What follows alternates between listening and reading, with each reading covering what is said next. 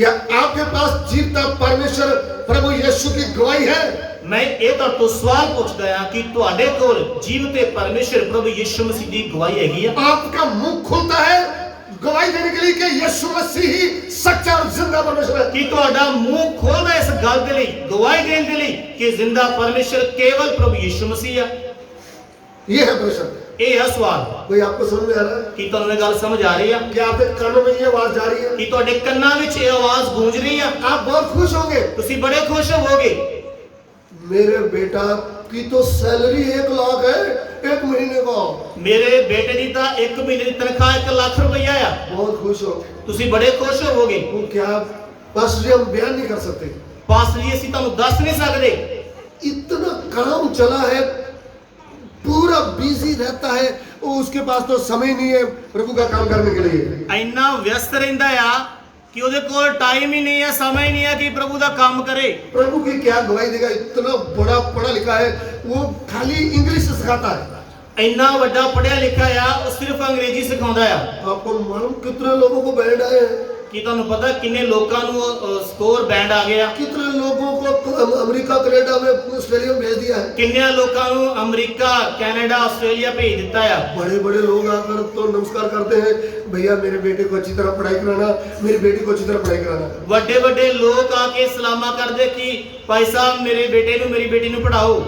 मैं पूछता हूँ क्या प्रभु के लिए किसी को पढ़ाकर तैयार कर दिया है कि यीशु मसीह ही सच्चा परमेश्वर है? ਮੈਂ ਪੁੱਛਦਾ ਕਿ ਪ੍ਰਭੂ ਦੇ ਲਈ ਕਿਸ ਨੂੰ ਪੜਾ ਕੇ ਤਿਆਰ ਕੀਤਾ ਹੈ ਕਿ ਯਿਸੂ ਮਸੀਹ ਸੱਚਾ ਪਰਮੇਸ਼ਰ ਹੈ? क्या इंग्लिश में कोई प्रचार करने वाला पंजाब का हिंदुस्तान का योद्धा खड़ा हो गया है? ਕਿ ਅੰਗਰੇਜ਼ੀ ਵਿੱਚ ਪ੍ਰਚਾਰ ਕਰਨ ਵਾਲਾ ਪ੍ਰਭੂ ਦਾ ਕੋਈ ਯੋਧਾ ਖੜਾ ਹੋ ਗਿਆ ਆ? हिंदी में प्रचार करने वाला कोई भाई बहन प्रभु के लिए खड़ा हो गया है? ਹਿੰਦੀ ਭਾਸ਼ਾ ਵਿੱਚ ਪ੍ਰਭु ਯਿਸੂ ਮਸੀਹ ਦਾ ਪ੍ਰਚਾਰ ਕਰਨ ਵਾਲਾ ਕੋਈ ਭਰਾ ਤੇ ਕੋਈ ਭੈਣ ਖੜੀ ਹੋ ਗਈ ਆ? अनपढ़ लोगों के लिए, गांव के लोगों के लिए, पंजाबी भाई बहन कोई प्रभु का सच्चा वचन लेकर खड़ा हो गया है? ਅਨਪੜ੍ਹ ਭੈਣਾਂ ਭਾਈਆਂ ਦੇ ਲਈ ਪ੍ਰਭੂ ਯਿਸੂ ਮਸੀਹ ਦਾ ਪ੍ਰਚਾਰ ਕਰਨ ਦੇ ਲਈ ਕੋਈ ਭਾਈ ਭੈਣ ਖੜਾ ਆਇਆ ਹੈ? क्या समझते हैं आप आशीष को? ਤੁਸੀਂ ਆਸ਼ੀਸ਼ ਨੂੰ ਕੀ ਸਮਝਦੇ ਹੋ? कौन सी तुम्हारी आशीष है? ਕਿਹੜੀ ਤੁਹਾਡੀ ਆਸ਼ੀਸ਼ ਹੈ? हे विश्वासी, हे विश्वासी, प्रभु क्या बोला अब्राहम को? परमेश्वर ने अब्राहम ਨੂੰ ਕੀ ਬੋਲਿਆ? ओ अब्राहम तेरे कारण सब जातियां आशीष पाएंगी। हे अब्राहम तेरे कारण ਸਾਰੀਆਂ ਕੌਮਾਂ ਆਸ਼ੀਸ਼ ਪਾਉਣਗੀਆਂ। तुम्हारा बेटा तुम्हारा पोता आशीष नहीं पाएंगे। ਤੁਹਾਡਾ ਬੇਟਾ, ਤੇਰਾ ਬੇਟਾ, ਤੇਰਾ ਪੋਤਰਾ ਆਸ਼ੀਸ਼ ਨਹੀਂ ਪਾਉਣਗੇ। सिर्फ वही आशीष नहीं पाएंगे, ਸਿਰਫ ਉਹੀ ਬਰਕਤ ਨਹੀਂ ਪਾਉਣਗੇ, सब जाति के लोग आशीष पाएंगे। ਦੁਨੀਆ ਦੀ ਹਰ ਕੌਮ ਦੇ ਲੋਕ ਆਸ਼ੀष ਪਾਉਣਗੇ। कौन सी आशीष? ਕਿਹੜੀ ਆਸ਼ੀष? आत्मिक आशीष। ਆਤਮਿਕ ਬਰਕਤ। प्रभु का जीवता वचन प्रभु कौन है करके बताएंगे। ਉਹ ਆਸ਼ੀष ਕੀ ਆ? ਪਰਮੇਸ਼ਰ ਦਾ ਜੀਵਤਾ ਵਚਨ ਤੇ ਜਿੰਦਾ ਪਰਮੇਸ਼ਰ ਕੌਣ ਆ ਇਹ ਦੱਸਣਗੇ। लाखों लोग नरक की आग से बच जाएंगे। ਲੱਖਾਂ ਦੇ ਲੱਖਾਂ ਲੋਕ ਨਰਕ ਦੀ ਅੱਗ ਤੋਂ ਬਚ ਜਾਣਗੇ। वो है आत्मिक आशीष। ਉਹ ਆ ਆਤਮਿਕ ਬਰਕਤ। आप प्रभु का वचन आपके अंदर कार्य करना है। ਪਰਮੇਸ਼ਰ ਦਾ ਵਚਨ ਤੁਹਾਡੇ ਅੰਦਰ ਕੰਮ ਕਰਨਾ ਹੈ। प्रभु मुझे आप चुनोगे तो मैं दानियल जैसे एक निर्णय लूंगा। प्रभु जेकर तू मैंने चुनेगा तो मैं दानियल के वांगू का फैसला ले लूंगा। इसलिए चुने हुए का मतलब ही लग रहता है। इसलिए चुने हुए का मतलब बिल्कुल अलग है। हम आराधना में तो आते हैं, ਅਸੀਂ ਆਰਾਧਨਾ ਚਾਹੁੰਦੇ ਹਾਂ, संडे आकर ताड़ी बजाकर चले जाते हैं। ਐਤਵਾਰ ਨੂੰ ਆ ਕੇ ਤਾਲੀ ਵਜਾ ਕੇ ਚਲੇ ਜਾਂਦੇ ਹਾਂ। क्या प्रभु का वचन हमारे अंदर आग की तरह काम करता है? ਕੀ ਪਰਮੇਸ਼ਰ ਦਾ ਵਚਨ ਅੱਗ ਦੀ ਤਰ੍ਹਾਂ ਸਾਡੇ ਅੰਦਰ ਕੰਮ ਕਰਦਾ क्या ਹੈ? आपके अंदर एक जलन आती है, मुझे बताना है यीशु मसीह कौन है? ਕੀ ਤੁਹਾਡੇ ਅੰਦਰ ਅਣਖ ਆਉਂਦੀ ਆ ਕਿ ਪ੍ਰਭु ਯਿਸੂ ਮਸੀਹ ਕੌਣ ਹੈ? ਮੈਂ ਇਸ ਦੇ ਬਾਰੇ ਦੱਸਾਂ। जहाँ भी चक्रों में पड़े हुए हैं, ਜਾਂ ਤੁਸੀਂ ਵੀ ਚੱਕਰਾਂ 'ਚ ਪਏ ਹੋਏ ਹੋ? रात दिन पैसा पैसा पैसा पैसा, ਰਾਤ ਦਿਨ ਪੈਸਾ ਪੈਸਾ। आपके दिमाग में क्या चल रहा है? ਦਿਮਾਗ ਦੇ ਵਿੱਚ ਕਿਹੜੀ ਗੱਲ ਚੱਲ ਰਹੀ ਆ? दानियल की बात हम कर रहे हैं। ਅਸੀਂ ਇੱਕ ਪ੍ਰਭੂ ਦੇ ਚੁਣੇ ਹੋਏ ਦਾਸ ਦਾਨੀਏਲ ਦੀ ਗੱਲ कर रहे हैं। कैसे चुना है उनको प्रभु ने? ਪਰਮੇਸ਼ਰ ਨੇ ਉਹਨੂੰ ਕਿਵੇਂ ਚੁਣਿਆ? उनके मम्मी पापा ने उनके बचपन में ये बता दिया है, पूरे जगत में एक ही जीवता परमेश्वर है, वो है यहोवा परमेश्वर। ਔਰ ਦਾਨੀਏਲ ਨੂੰ ਬਚਪਨ ਦੇ ਵਿੱਚ ਹੀ ਉਹਦੇ ਮਾਪੇ ਨੇ ਗਿਆਨ ਦੇ ਦਿੱਤਾ ਕਿ ਦੁਨੀਆ ਦੇ ਉੱਪਰ ਇੱਕ ਹੀ ਜਿੰਦਾ ਪਰਮੇਸ਼ਰ ਹੈ। इसलिए उसको पता चल गया, ਇਸ ਲਈ ਉਸ ਨੂੰ ਇਸ ਗੱਲ ਦਾ ਗਿਆਨ ਆ ਚੁੱਕਾ ਸੀ। इसलिए उनको ये भी पता चल गया, मैं इस पृथ्वी में जो अशुद्ध वस्तुएं हैं खाने वाली, उस उसके द्वारा मैं अशुद्ध नहीं होऊंगा। ਔਰ ਇਸ ਗੱਲ ਦਾ ਨੂੰ ਗਿਆਨ ਆ ਗਿਆ ਜੋ ਇਸ ਧਰਤੀ ਦੇ ਉੱਪਰ ਭ੍ਰਿਸ਼ਟ ਕਰਨ ਵਾਲੀਆਂ ਵਸਤਾਂ ਆ ਉਹਨਾਂ ਨੂੰ ਖਾ ਕੇ ਮੈਂ ਆਪਣੇ ਆਪ ਨੂੰ ਨਾਪਾਕ ਨਹੀਂ ਕਰੂੰਗਾ। मैं अशुद्ध नहीं होगा। मैं भ्रिष्ट नहीं होऊंगा। कौन बोल रहा है? ये कौन बोलिया? दानियल। दानियल बोलिया।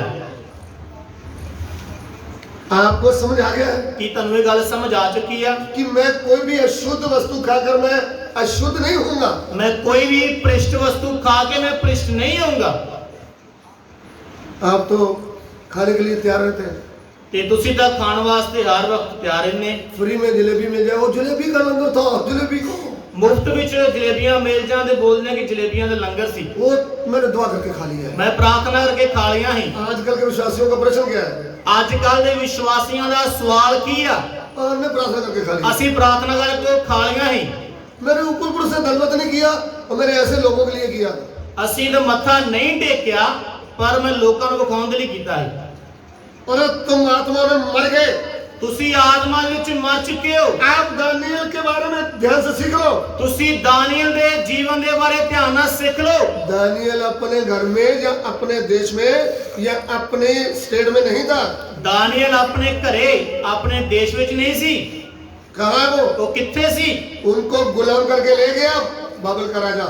बाबल देश दा राजा इन्हां नूं गुलाम करके ले गया जो बगाना देश आ।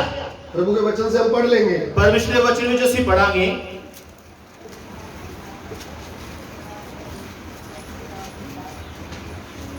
दानियल की पुस्तक 1 अध्याय, दानियल ਦੀ किताब उसका 1 अध्याय, उसका 1 वचन, ਉਹਦਾ 1 ਵਚਨ ਤੋਂ ਪੜਾਂਗੇ। ਯਹੂਦਾ ਦੇ ਰਾਜਾ ਯਹੋਯਾਕੀਮ ਦੇ ਰਾਜ ਦੇ ਤੀਜੇ ਵਰੇ ਵਿੱਚ ਬਾਬਲ ਦੇ ਰਾਜਾ ਨਬੂਕਦਨਸਰ ਨੇ ਯਰੂਸ਼ਲਮ ਉੱਤੇ ਚੜਾਈ ਕਰਕੇ ਉਹਦੇ ਆਲੇ ਦੁਆਲੇ ਘੇਰਾ ਪਾਇਆ। यहूदा के राजा यहोयाकीम के राज्य के तीसरे वर्ष में बेबीलोन के राजा नबूकदनेस्सर ने यरूशलेम पर चढ़ाई की और उसको घेर लिया।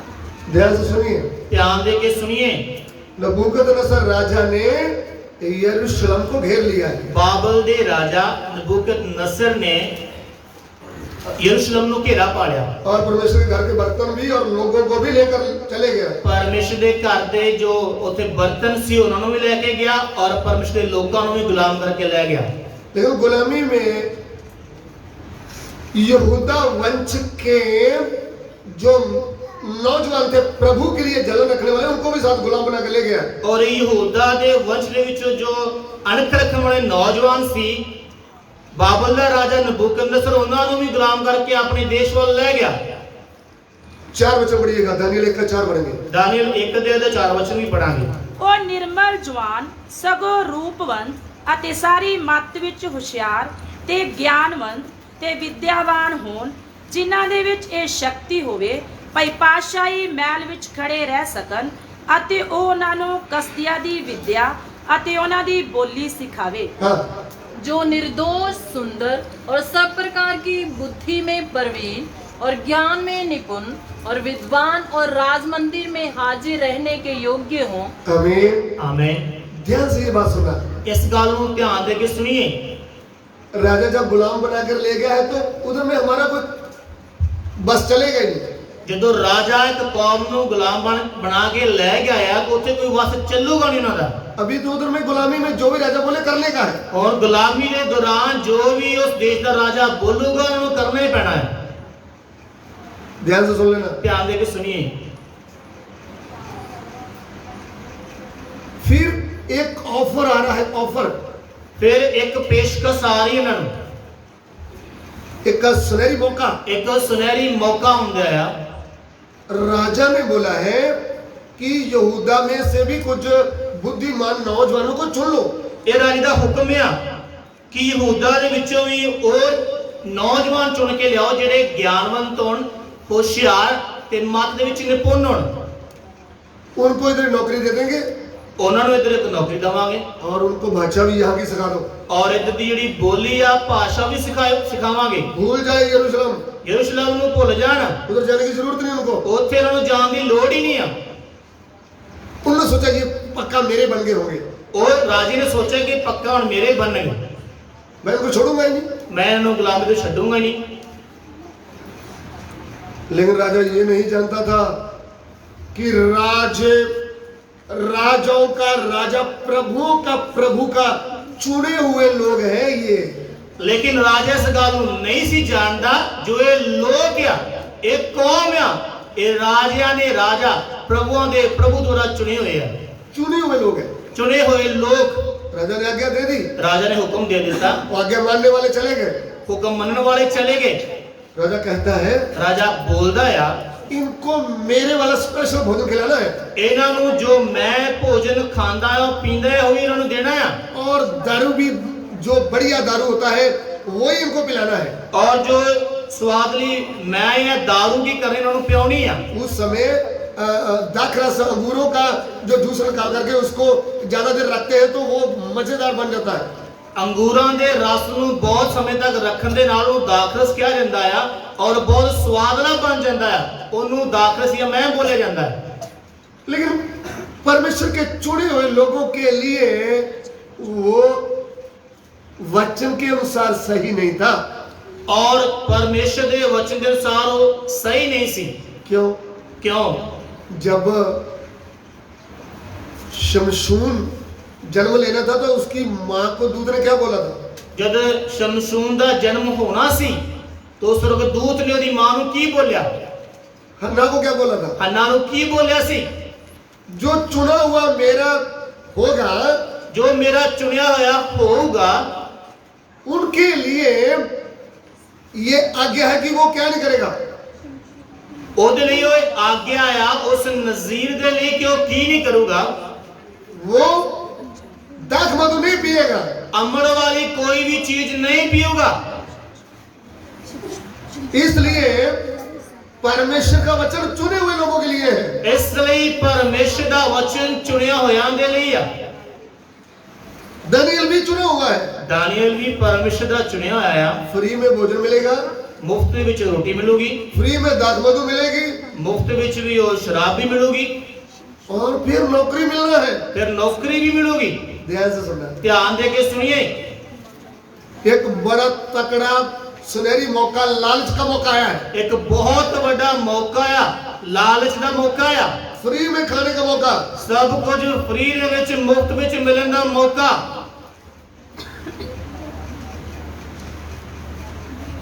हमारे सामने कोई मौका आता है तो हम तो ये नहीं समझेंगे कि प्रभु की आज्ञा तोड़ना है या अछूत होना है, हम जल्दीबाजी खाएंगे। ਸਾਡੇ ਕੋਲ ਕੋਈ ਵੀ ਖਾਣ ਜਾਂ ਪੀਣ ਦਾ ਮੌਕਾ ਆਉਂਦਾ ਆ तो ਅਸੀਂ ਇਸ ਗੱਲ ਨੂੰ ਨਹੀਂ ਸੋਚਾਂਗੇ ਕਿ ਅਸੀਂ ਭ੍ਰਿਸ਼ਟ ਹੋ ਜਾਵਾਂਗੇ, ਸ਼ੁੱਧ ਹੋ ਜਾਵਾਂਗੇ, ਅਸੀਂ ਜਲਦੀ ਜਲਦੀ ਉਹ ਕੰਮ ਕਰ ਦੇਵਾਂਗੇ। कितने पास्टरों ने विश्वासियों को ये सिखाया ही नहीं कि हर जगह जाकर तुम लंगर नहीं खाना। ਕਿੰਨਿਆਂ ਪ੍ਰਭੂ ਦੇ ਦਾਸਾਂ ਨੇ, ਪਾਸਟਰਾਂ ਨੇ ਵਿਸ਼ਵਾਸੀਆਂ ਨੂੰ ਸਿਖਾਇਆ ਹੀ ਨਹੀਂ ਆ ਕਿ ਤੁਸੀਂ ਹਰ ਜਗ੍ਹਾ ਤੇ ਜਾ ਕੇ ਲੰਗਰ नहीं खाना। उनको मालूम ही नहीं हो क्या सिखाएंगे। ਉਹਨਾਂ ਨੂੰ ਪਤਾ ਹੀ ਨਹੀਂ ਤਾਂ ਕੀ ਸਿਖਾਉਣਗੇ। लेकिन जो चुना हुआ अलग किया है वो प्रभु के लिए अलग किया हुआ है। लेकिन जो चुनिया है अलग कीता है, परमेश्वर के लिए अलग कीता होया है। पुराने नियम में भी ये लगताई थी और नए नियम में भी है। पुराने समय ਦੇ ਵਿੱਚ ਵੀ, ਨੇਮ ਦੇ ਵਿੱਚ ਵੀ ਇਹ ਪਰਮੇਸ਼ਰ ਦੇ ਲਈ ਅਲੱਗਤਾਈ ਸੀ ਤੇ ਹੁਣ ਵੀ ਅਲੱਗਤਾਈ ਹੈਗੀ ਆ। नए नियम में भी प्रभु क्या कहता है? ਨਵੇਂ ਨੇਮ ਦੇ ਵਿੱਚ ਵੀ ਪ੍ਰਭੂ ਕੀ ਕਹਿੰਦਾ ਆ? दूसरी ग्रंथियों की पत्री उसका 6वां अध्याय उसका 17 वचन। दूसरा ग्रंਥੀਆ ਉਹਦਾ 6 ਅਧਿਆਇ ਉਹਦਾ 17 ਵਚਨ।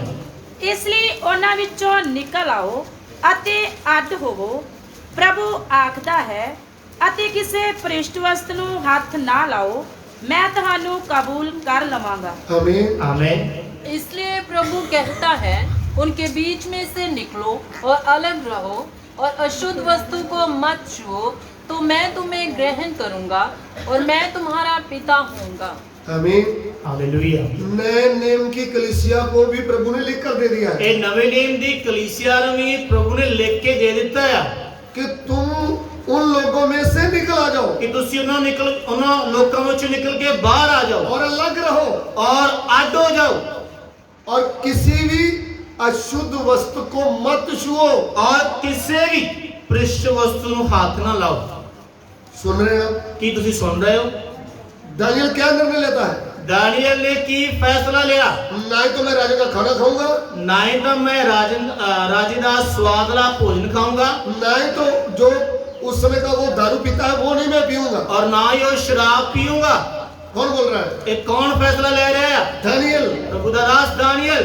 क्या हम फैसला लेते हैं ਕੀ ਅਸੀਂ ਇਹ ਫੈਸਲਾ ਲੈਨੇ ਆ कि मैं शादी में जाकर भी, भाई हो बहन हो, मैं उनके साथ जाकर अशुद्ध भोजन नहीं खाऊंगा? ਕਿ ਵਿਆਹ ਦੇ ਵਿੱਚ ਜਾ ਕੇ, ਚਾਹੇ ਉਹ ਭਰਾ ਦਾ ਜਾਂ ਭੈਣ ਦਾ ਵਿਆਹ ਹੋਵੇ, ਤੇ ਮੈਂ ਉਹਨਾਂ ਦੇ ਨਾਲ ਜਾ ਕੇ ਉਸ ਵਿਆਹ ਦੇ ਵਿੱਚ ਭ੍ਰਿਸ਼ਟ ਖਾਣਾ ਨਹੀਂ ਖਾਊਂਗਾ। उधर चाहे रम मिले चाहे बियर मिले, मैं नहीं पीऊंगा। ਉਧਰ ਚਾਹੇ ਕਿਸ ਪ੍ਰਕਾਰ ਦੀ ਵੀ ਸ਼ਰਾਬ ਮਿਲੇ, ਮੈਂ ਕੋਈ ਵੀ ਇਹਨੂੰ ਹੱਥ ਵੀ ਨਹੀਂ ਲਾਊਂਗਾ। अरे अगर आप प्रभु के चुने हैं तो आपके अंदर वचन कार्य करेगा। ਜੇਕਰ ਤੁਸੀਂ ਪਰਮੇਸ਼ਰ ਦੇ ਚੁਣੇ ਹੋ ਤੇ ਤੁਹਾਡੇ ਅੰਦਰ ਪਰਮੇਸ਼ਰ ਦਾ ਵਚਨ ਕੰਮ ਕਰੂਗਾ। परमेश्वर का वचन आपको चेतावनी देगा। ਪਰਮੇਸ਼ਰ ਦਾ ਵਚਨ ਤੁਹਾਨੂੰ ਚੇਤਾਵਨੀ ਦੇਊਗਾ। अगर आप चुने हुए नहीं है तो आप अशुद्ध होने से कभी भी बाज नहीं आएंगे। ਜੇਕਰ ਤੁਸੀਂ ਚੁਣੇ ਹੋਏ ਨਹੀਂ ਹੋ ਤਾਂ ਭ੍ਰਿਸ਼ਟ ਹੋਣ ਤੋਂ ਤੁਸੀਂ ਕਦੇ ਬਾਜ ਨਹੀਂ ਆਓਗੇ। वचन में लिखा, जब तूने व्यभिचारियों को देखा उनके साथ मिल गया, ਵਚਨ ਚ ਲਿਖਿਆ, ਜਦ ਤੂੰ ਹਰਾਮੀਆਂ ਨੂੰ ਵੇਖਿਆ ਤੂੰ ਉਹਨਾਂ ਦੇ ਨਾਲ ਮਿਲ ਗਿਆ। जब शराबियों को देखा उनके साथ मिल गया, ਜਦ ਸ਼ਰਾਬੀਆਂ ਨੂੰ ਵੇਖਿਆ ਉਹਨਾਂ ਦੇ ਨਾਲ ਮਿਲ ਗਿਆ। जब डाकुओं को देखा उनके साथ मिल गया, ਜਦ ਡਾਕੂਆਂ ਨੂੰ ਵੇਖਿਆ ਤਾਂ ਉਹਨਾਂ ਦੇ ਨਾਲ ਰਲ ਗਿਆ। जब बंदगी का समय है बंदगी में अगर बैठ गया। ਜਦ ਬੰਦਗੀ ਆ ਗਈ ਤੇ ਬੰਦਗੀ ਚਾਣ ਕੇ ਬਹਿ ਗਿਆ। परमेश्वर कहता है तूने मुझे समझ के रखा है, ਪਰਮੇਸ਼ਰ ਕਹਿੰਦਾ ਕਿ ਤੂੰ ਮੈਨੂੰ ਸਮਝ ਕੀ ਰੱਖਿਆ ਆ? और मैं तेरे जैसा हूँ, ਕੀ ਮੈਂ ਤੇਰੇ ਵਰਗਾ ਆ? मैं तेरा न्याय करूंगा ਮੈਂ ਤੇਰਾ ਨਿਆਂ ਕਰੂੰਗਾ और तुझे दंड दूंगा। ਔਰ ਤੈਨੂੰ ਸਜ਼ਾ ਵੀ ਦਊਂਗਾ। ये नहीं कि हम बच जाएंगे, ਇਹ ਨਹੀਂ ਕਿ ਅਸੀਂ ਬਚ ਜਾਵਾਂਗੇ। हम उल्टे सीधे काम करें और संडे को अगर आराधना में बैठ जाए।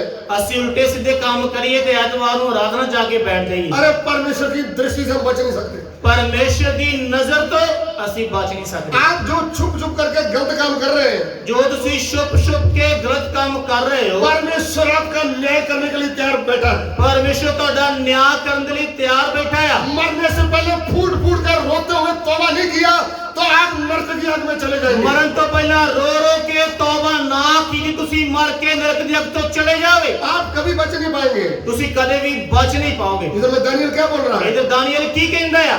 मैं अपने आप को तुम्हारे भोजन से, तुम्हारे दाख मधु से नापाक नहीं करूंगा, अशुद्ध नहीं करूंगा। ਦਾਨੀਏਲ ਰਾਜੇ ਨੂੰ ਕੀ ਬੋਲਦਾ ਹੈ? ਤੇਰੇ ਸਵਾਦ ਦੇ ਭੋਜਨ ਨਾਲ, ਸ਼ਰਾਬ ਨਾਲ ਮੈਂ ਆਪਣੇ ਆਪ ਨੂੰ ਭ੍ਰਿਸ਼ਟ ਨਹੀਂ ਕਰੂੰਗਾ। कितने लोग विवाह शादी में जाकर अपने आप को अशुद्ध कर लिया है। ਕਿੰਨੇ ਵਿਸ਼ਵਾਸੀਆਂ ਨੇ ਵਿਆਹ ਵਿੱਚ ਜਾ ਕੇ ਆਪਣੇ ਆਪ ਨੂੰ ਭ੍ਰਿਸ਼ਟ ਕਰ ਲਿਆ। कितने प्रभु के दास लोग विवाह शादी में जाकर डांस करते हैं। ਕਿੰਨੇ ਪ੍ਰਭੂ ਦੇ ਦਾਸ ਵਿਆਹ ਸ਼ਾਦੀ ਵਿੱਚ ਜਾ ਕੇ ਭੰਗੜੇ ਪਾਉਂਦੇ ਆ। वो क्या कहते हैं? ਉਹ ਕੀ ਕਹਿੰਦੇ ਆ? पौलुस जी ने विश्वासियों को लिखा है, खुशी करने वालों के साथ खुशी करना है और दुख करने वालों के साथ दुखी होना है। ਉਹ ਵਚਨ ਨੂੰ ਉਲਟ ਘੁਮਾ ਦਿੰਦੇ ਆ। ਕਹਿੰਦੇ ਕਿ ਪ੍ਰਭੂ ਦੇ ਦਾਸ ਪੌਲੁਸ ਨੇ ਬੋਲਿਆ, ਲਿਖਿਆ ਆ ਕਿ ਤੁਸੀਂ ਖੁਸ਼ੀ ਕਰਨ ਵਾਲਿਆਂ ਦੇ ਨਾਲ ਖੁਸ਼ੀ ਕਰਨੀ ਆ ਔਰ ਦੁਖੀਆਂ ਦੇ ਨਾਲ ਦੁੱਖ ਕਰਨਾ ਆ। उसका मतलब बिल्कुल अलग है। ਉਹਦਾ ਮਤਲਬ ਬਿਲਕੁਲ ਅਲੱਗ ਆ। आप पहले प्रभु की सहायता लें, पवित्र आत्मा को पूछें और वचन को समझें। ਤੁਸੀਂ ਪਹਿਲਾਂ ਪ੍ਰਭੂ ਦੀ ਸਹਾਇਤਾ ਮੰਗੋ ਤੇ ਪਵਿੱਤਰ ਆਤਮਾ ਨੂੰ ਪੁੱਛੋ।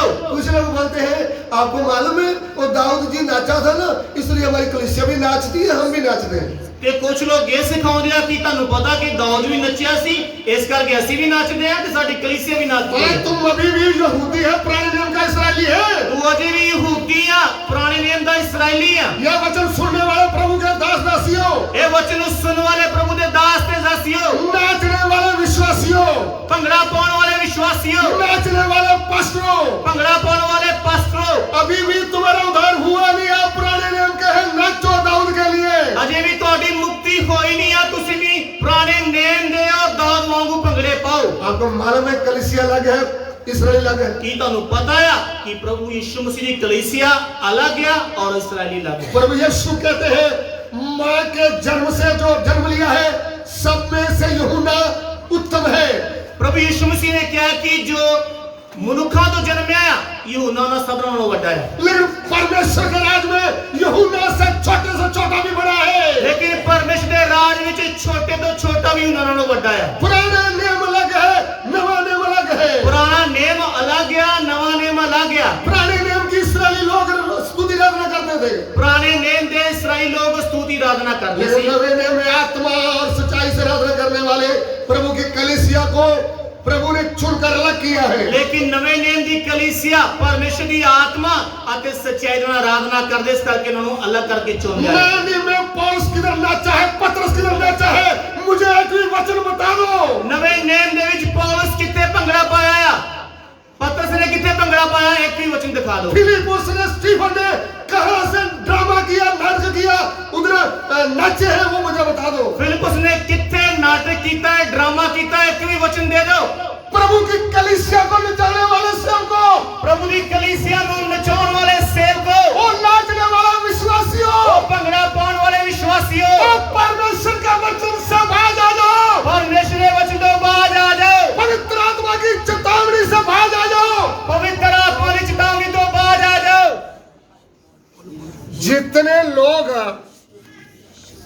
जितने लोग नाच नाच करके गाने गा रहे हैं, जिन्ने भी लोग नच नच के दे नाल गाने गाउंदे आ, भंगड़ा पाउंदे आ, उनको वचन मालूम नहीं है, ਉਹਨਾਂ ਨੂੰ ਪਰਮੇਸ਼ਰ ਦੇ ਵਚਨ ਦਾ ਗਿਆਨ ਨਹੀਂ ਆ, उनको नए नेम की आराधना क्या है मालूम नहीं ਉਹਨਾਂ है, ਨੂੰ ਨਵੇਂ ਨੇਮ ਦੀ ਆਰਾਧਨਾ ਕੀ ਇਹਦੇ ਬਾਰੇ ਗਿਆਨ ਨਹੀਂ ਆ, इसलिए वो नाच रहे हैं। ਇਸ ਲਈ ਉਹ ਭੰਗੜੇ ਪਾਉਂਦੇ ਆ, इसलिए जो साज बजाने वाले हैं ਇਸ ਲਈ ਜੋ ਸਾਜ਼ ਵੀ ਵਜਾਉਣ ਵਾਲੇ ਆ, पहले अच्छा गाना गाएंगे, ਪਹਿਲਾਂ ਚੰਗਾ ਗੀਤ ਗਾਵਾਂਗੇ ਇੱਕ, बाद में तेज तेज तेज करके लोगों को नचाएंगे। ਬਾਅਦ ਵਿੱਚ ਸਾਜ਼ਾਂ ਨੂੰ ਤੇਜ਼ ਕਰਦੇ ਤੇ ਲੋਕਾਂ ਨੂੰ ਨਚਾਉਂਦੇ ਆ।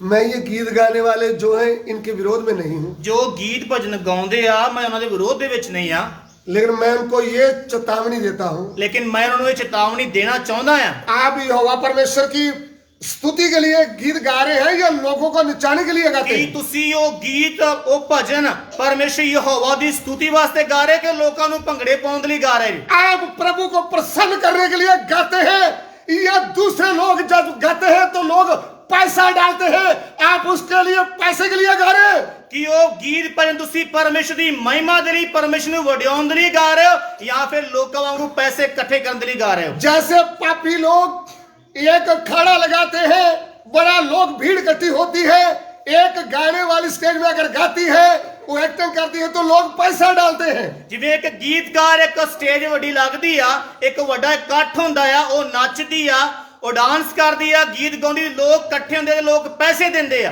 ऐसे मसीह लोगों ने भी ये पैसा इकट्ठे करने का तरीका ढूंढ लिया है। ਐਵੇਂ ਮਸੀਹ ਲੋਕਾਂ ਨੇ ਵੀ ਪੈਸੇ ਨੂੰ ਇਕੱਠਾ ਕਰਨ ਦਾ ਇੱਕ ਤਰੀਕਾ ਲੱਭ ਲਿਆ ਆ। अरे प्रभु आपकी जरूरतें पूरी कर देगा। ये अन्य जाति का प्रोग्राम जो पैसे लूटते हो, ये प्रोग्राम वचन के विरोध में है। ਪਰਮੇਸ਼ਰ ਤੁਹਾਡੀਆਂ ਜ਼ਰੂਰਤਾਂ ਨੂੰ ਪੂਰਾ ਕਰ ਸਕਦਾ ਔਰ ਕਰੂਗਾ, ਲੇਕਿਨ ਜੋ ਪੈਸੇ ਇਕੱਠੇ ਕਰਨ ਦਾ ਪ੍ਰੋਗਰਾਮ ਹੈ ਜੋ ਪਰਮੇਸ਼ਰ ਦੇ ਵਚਨ ਦੇ ਖਿਲਾਫ, ਇਹਨੂੰ ਬੰਦ ਕਰੋ। इधर में लिखा है परमेश्वर के मंदिर में गीत गाने वाले परमेश्वर के मंदिर से खाते थे। ਇਧਰ ਲਿਖਿਆ ਜੋ ਪਰਮੇਸ਼ਰ ਦੇ ਘਰ ਵਿੱਚ ਵਜਾਉਣ ਵਾਲੇ ਸੀ ਔਰ ਗੀਤ ਗਾਉਣ ਵਾਲੇ ਸੀ, ਉਹ ਪਰਮੇਸ਼ਰ ਦੇ ਘਰ ਵਿੱਚ ਉਹ ਖਾਂਦੇ ਸੀ। जो लेवी लोग प्रभु के घर में सेवा करते थे, वो प्रभु के भवन से खाते थे। ਜੋ ਲੇਵੀ ਲੋਕ ਜੋ याजकां ਦੀ ਸੇਵਾ ਕਰਦੇ ਸੀ, ਉਹ ਪਰਮੇਸ਼ਰ ਦੇ ਘਰ ਚੋਂ ਹੀ ਖਾਂਦੇ ਸੀ। नया तरीका उन्होंने ढूंढा नहीं। ਉਹਨਾਂ ਨੇ ਨਵਾਂ ਤਰੀਕਾ ਲੱਭਿਆ ਨਹੀਂ। परमेश्वर के वचन में ऐसा कोई प्रोग्राम है नहीं। ਪਰਮੇਸ਼ਰ ਦੇ ਵਚਨ ਵਿੱਚ ਇੱਕ ਵੀ ਕੋਈ ਇਹੋ ਜਿਹਾ ਪ੍ਰੋਗਰਾਮ पहली नहीं है। सदी की कलीसिया में कोई भी ऐसे पैसे डाल डाल करके नाचता नहीं था। ਕੋਈ ਵੀ ਪਹਿਲੀ ਸਦੀ ਦੀ ਕਲੀਸਿਆ ਵਿੱਚ ਪੈਸੇ ਸੁੱਟ ਕੇ ਕੋਈ ਭੰਗੜਾ ਨਹੀਂ ਸੀ ਪਾਉਂਦਾ। मैंने एक प्रभु के दास को देखा, वो गीत गा रहा था, लोग उसके ऊपर पैसे डाल रहे ਮੈਂ हैं। ਇੱਕ ਪ੍ਰਭੂ ਦੇ ਦਾਸ ਨੂੰ ਵੇਖਿਆ, ਉਹ ਗੀਤ ਗਾ ਰਿਹਾ ਤੇ ਲੋਕ ਉਹਨਾਂ ਦੇ ਉੱਪਰ ਪੈਸੇ ਸੁੱਟ ਰਹੇ ਆ। आप प्रभु की कलीसिया से बाहर चले गए हैं, आपकी लगता कहाँ है? आप अन्य जाति लोगों का काम कर रहे हैं। ਆਪ ਪ੍ਰਭੂ ਦੀ ਕਲੀਸਿਆ ਚੋਂ ਬਾਹਰ ਚਲੇ ਗਏ ਹੋ, ਲੱਗਦਾ ਹੀ ਕਿੱਥੇ ਆ? ਤੁਸੀਂ ਗੈਰ ਕੌਮਾਂ ਵਰਗੇ ਕੰਮ ਕਰ ਰਹੇ ਹੋ। मेहरबानी करके ये काम बंद कर दो, आपके हाथ में छुप के ही प्रभु दान दे देगा। ਮਿਹਰਬਾਨੀ ਕਰਕੇ ਪ੍ਰਭੂ ਦੀ ਕਲੀਸਿਆ ਦੇ ਵਿੱਚ ਇਹ ਕੰਮ ਬੰਦ ਕਰ ਦੋ, ਪ੍ਰਭੂ ਤੁਹਾਨੂੰ ਗੁਪਤ ਵਿੱਚ ਹੀ ਦਾਨ ਦੇ ਦੇਊਗਾ। परमेश्वर राजाओं का राजा है, ਪਰਮੇਸ਼ਰ ਰਾਜਿਆਂ ਦਾ ਰਾਜਾ ਹੈ, वो पूरे जगत को खिला रहा ਉਹ है। ਪੂਰੀ ਦੁਨੀਆ ਨੂੰ ਖਵਾਉਣ ਦਿਆ ਆ। वो पहली सदी की कलीसिया क्या थी? ਉਹ ਪਹਿਲੀ ਸਦੀ ਦੀ ਕਲੀਸਿਆ ਕੀ ਸੀ? वो लोग अपना घर बेच करके हजारों लाख रुपया देते थे। ਲੋਕਾਂ ਨੇ ਆਪਣੇ ਘਰ ਵੇਚ ਕੇ ਪ੍ਰਭੂ ਦੇ ਦਾਸਾਂ ਦੇ ਚਰਨਾਂ 'ਚ ਸੁੱਟ ਦਿੱਤਾ। उन्होंने गीत गाकर पैसा नहीं मांगा। ਉਹਨਾਂ ਨੇ ਗੀਤ ਗਾ ਕੇ ਪੈਸੇ ਨਹੀਂ ਮੰਗੇ। आज भी जो असली वचन के अनुसार है, वो गीत गा करके पैसे डालने का प्रोग्राम नहीं करते। ਜੋ ਅਸਲੀ ਪ੍ਰਚਾਰਕ ਆ, ਜੋ ਪਰਮੇਸ਼ਰ ਦੇ ਅਭਿਸ਼ੇਕਤ ਆ, ਉਹ ਇਹ ਗੀਤ ਗਵਾ ਕੇ, ਭੰਗੜੇ ਪਵਾ ਕੇ, ਪੈਸੇ ਸਟਵਾ ਕੇ ਕੰਮ ਨਹੀਂ ਕਰਦੇ। आपको मालूम, जब इस पृथ्वी में एक घर बनता है तो उसके लिए एक सूत बांधा जाता है।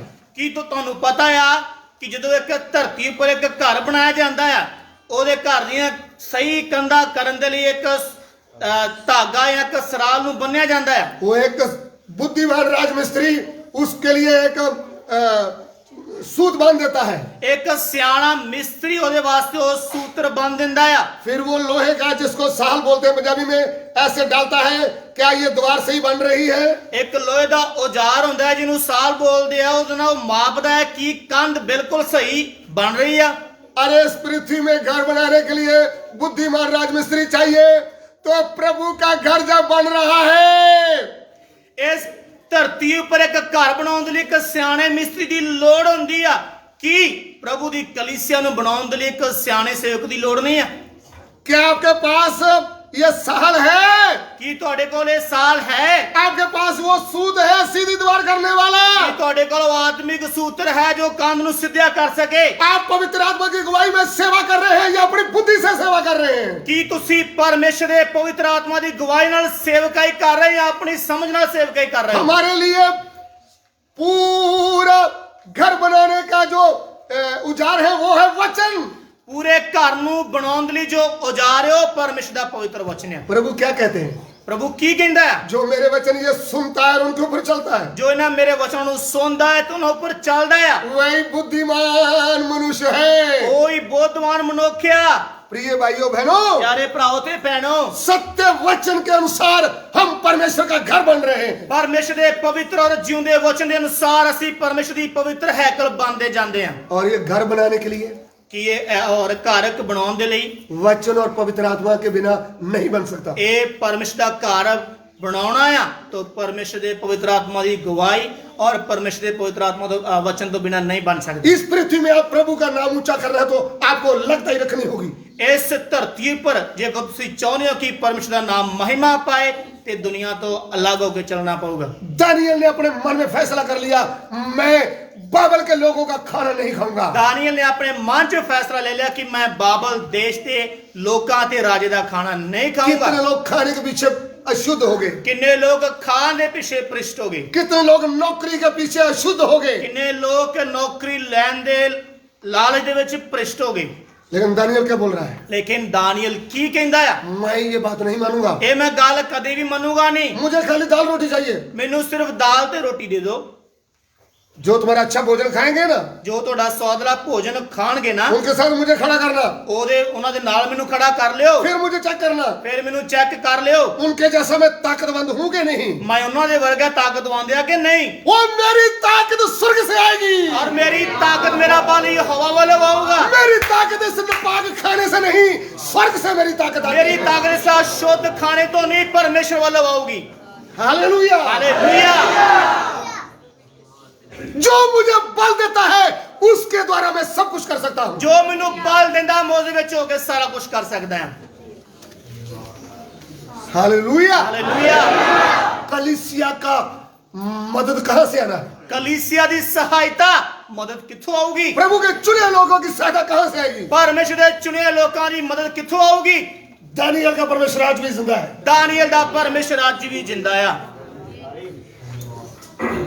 दुनिया की मदद जब बंद हो जाए, लोग हमें जब छोड़ भी देवे, दुनिया की मदद जब बंद हो जाए, लोग हमें जब छोड़ भी देवे, छोड़ के हारी जाग भी देवे, छोड़ के हारी जाग भी देवे, तू सबका प्रभु है मेरा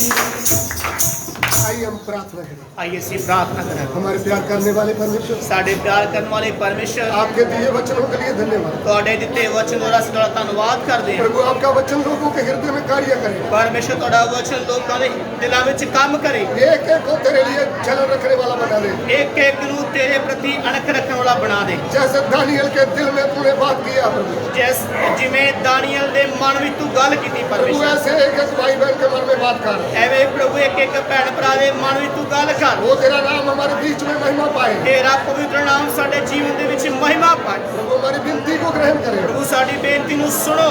ये यीशु मसीह के पवित्र नाम से मांगते हैं, ਯीशु ਮਸੀਹ ਦੇ ਪਵਿੱਤਰ ਨਾਮ ਚ ਮੰਗਦੇ ਹਾਂ। आमीन। अभी हमारे पिता का प्रेम, ਹੁਣ ਸਾਡੇ ਪਿਤਾ ਦਾ ਪ੍ਰੇਮ, प्रभु यीशु मसीह का अनुग्रह, ਪ੍ਰਭੂ ਯीशु ਮਸੀਹ ਦੀ ਕਿਰਪਾ, पवित्र आत्मा की सेवकता ਪਵਿੱਤਰ ਆਤਮਾ ਦੀ ਸੰਗਤ तमाम पवित्र लोगों के साथ तमाम लोग पवित्र संतां ਦੇ ਨਾਲ होती रहे। ਹੁੰਦੀ ਰਵੇ। आमीन।